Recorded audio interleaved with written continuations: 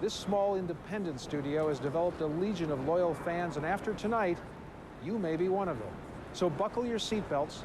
You're about to be traumatized. In a New York neighborhood once known as Hell's Kitchen, you'll find a funky 4-floor walk-up. This is the unlikely headquarters of Hollywood on the Hudson. Well, actually, this building originally was a Johnson and I.M. Pei glass and steel structure. Really? We totally renovated it, and we brought it back to its original landmark modest statement. That's Lloyd Kaufman, and this is his movie company. Good morning, Troma. First of all, what does Troma mean? Troma means excellence on celluloid, from the ancient Latin. What? Okay, but in plain English, Troma means B-movies, and the B in this case means blood, breasts, and beasts. A Troma classic, nymphoid barbarian in dinosaur hell.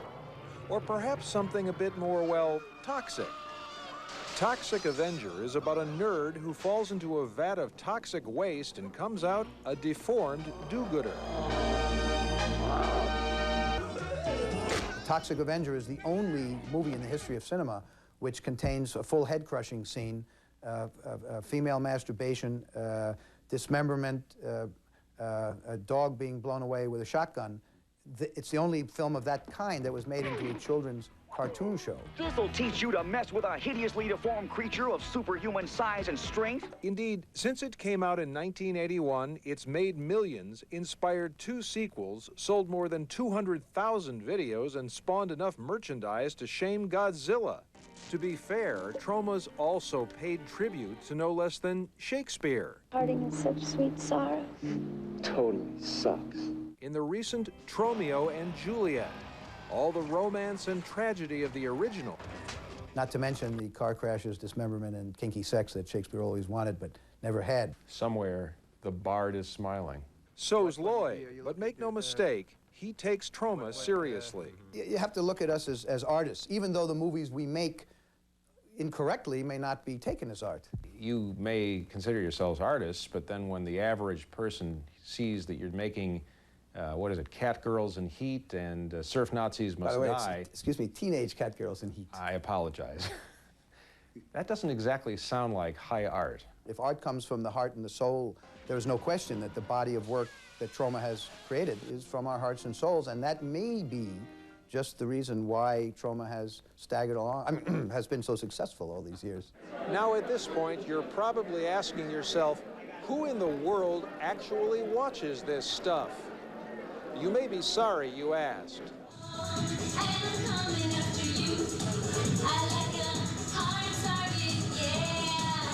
This is ground zero for hardcore Tromanites, a sci-fi and horror fan convention in Secaucus, New Jersey. Here you'll find freaks, geeks, slackers, bikers, biters, the funky, the chunky, the hairy, and the scary. Troma's display is a magnet for the devoted. They're not for everybody. Like, my mom definitely wouldn't watch these types of films, but me and my brothers go nuts. We sit there, we watch them, we laugh, we cry, we rejoice. Speaking of which, there's Lloyd, and over there, Troma's co-founder, Michael Hers. Well, that's really an actor hired to play Hers, who avoids publicity as much as his partner craves it. By the way, they look nothing alike. It's hard for me to tell because, you know, I don't look at myself in the mirror that often. Coming here is a cheap way to promote the product, and at Troma, the formula for success is maximum impact from minimum budget. Peter George directed Surf Nazis Must Die. There's only one gun in the movie that's actually used. Instead of having a lot of fancy-looking high-tech weaponry, we have a bunch of people running around with kitchen knives. Along with cheap special effects, there are unknown actors. Among those who got their first break at Troma, This kid has definite potential.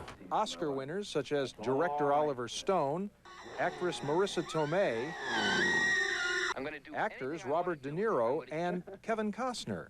Well, that's a name I'm not going to forget. But he is in Sizzle Beach, USA. Here we are, Sizzle Beach, USA. Hot sand, hot bodies, and hot nights. Kevin Costner obviously loved Sizzle Beach and the water, because what did he do a few years later for $200 million? Waterworld. Hoping to get her big break is Tiffany Shepis, who calls herself a Tromette. A Tromette is someone who basically is known for their very, very large brains. Hoffman's even cast his own kids in the battlefield epic Troma's War. I was kidnapped from my fake, acting mother, and big men with like machine guns came in, they kidnapped me, and my mom was like, she was sort of worried because I was like crying and stuff, and I was only 18 months old. And Charlotte, what was your debut? I think I was blown up into a tree and kidnapped, and I was blind. With such low-cost talent and effects, the average Troma film costs about $350,000 to shoot, or what Leo DiCaprio probably spends just on hair gel. It's obscene to be spending $50 million or $200 million or whatever it takes these days to make a Hollywood movie on something as frivolous as a movie. We think that movies should be made on modest budgets and that school teachers ought to be getting the money.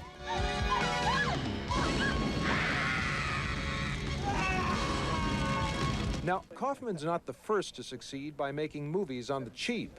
That was his mentor, the legendary king of the bees, Roger Corman. Well, it's very weird because Lloyd talks a blue streak, makes the wildest films of anybody I know, but is actually an honors graduate of Yale with an impeccable academic background. That's true. In fact, Kaufman majored in Chinese studies and dabbled in the stock market before starting Troma. He truly walks to the beat of a different drummer. Kind of a jazz drummer, but a different genre. Pat Kaufman is Lloyd's wife of 24 years and, get this, New York State Film Commissioner.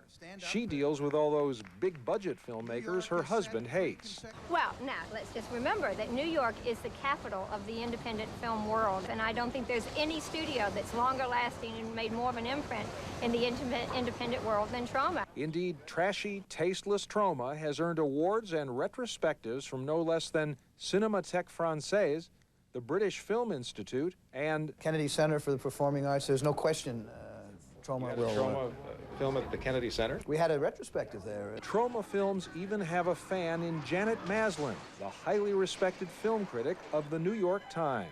I think they're silly in a way that's absolutely undemanding, and they're kind of harmless too, and I think that's part of their appeal. They're not mean and violent. There's so many silly things now that are foolish and destructive, and they really have a weird sort of sweetness, I think. Stevie D's, everybody!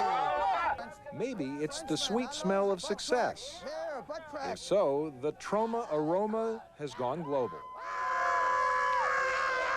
The Cannes Film Festival. With its topless babes and parade of producers, promoters, and paparazzi, Kaufman's here every year cutting distribution deals. Have you met Killer Condom Man? He is a star of Killer Condom. Silly stuff? Sure, but to buyers from overseas, Troma's a dependable, profitable brand name. And with its growing film library, video business, and merchandising, as well as plans for a global TV channel, Kaufman boasts it's as potent a brand as Disney. They've got Mickey Mouse, you've got the Toxic Avenger. Exactly. And Toxie can kick the Mickey's butt. Well, that aside, it's worth noting that even if movies like Chopper Chicks and Zombie Town and Blood-Sucking Freaks aren't exactly Oscar bait, Troma does play an important role in the film industry as one of the last of the independents. The giant international conglomerates have taken over everything. The word independent has been totally corrupted. In other words, what we think of as small art house films are really put out by big studios. That movie that won the Oscar last year, the very boring one. Oh, The English Patient. Yeah, that's it. That was not an independent movie. It was released by Miramax, which is owned by Disney, just as Searchlight is part of Fox, October is owned by Universal, New Line by Time Warner, and so on.